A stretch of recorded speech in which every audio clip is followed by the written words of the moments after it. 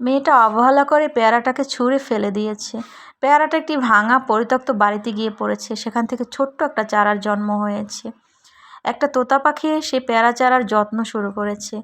ফেলে রাখা নারিকেলের খোসায় করে পেয়ারা গাছে পানি দিচ্ছে এবং পেয়ারা গাছে মাটি দিচ্ছে। পেয়ারা গাছটি বড় হতে শুরু করেছে। পরিত্যক্ত ভাঙা পোড়া বাড়িটা সবুজে ভরে যাচ্ছে। হঠাৎ করে পেয়ারা গাছে পেয়ারা হয়েছে। পুরো গাছ পেয়ারায় ভরে গেছে। পাকা পেয়ারার ঘ্রাণে বাড়িটি মৌ মৌ করছে। হঠাৎ করে ঝড় তুফান শুরু হয়ে গেছে। সব কিছু ওলটপালট হয়ে গেছে। একদল হনুমান এবং বানরের দল এসে পেয়ারা গাছটাকে ভেঙে ফেলে দিয়েছে। কিন্তু তোতা পাখিটা হার মানেনি। ফেলে রাখা পেয়ারাগুলো থেকে তার সরু ঠোঁট দিয়ে বীজ নিয়ে হাজার হাজার বীজ রোপণ করেছে।